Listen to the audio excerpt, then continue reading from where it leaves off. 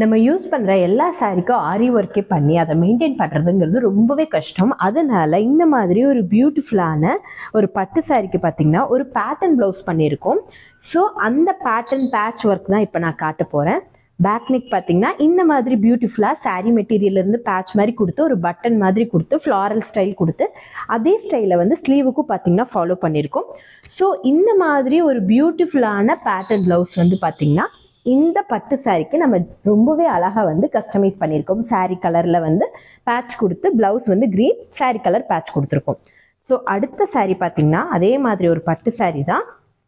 So இந்த பட்டு சாரிக்கு பார்த்தீங்கன்னா இதுதான் நமக்கு ப்ளவுஸ்.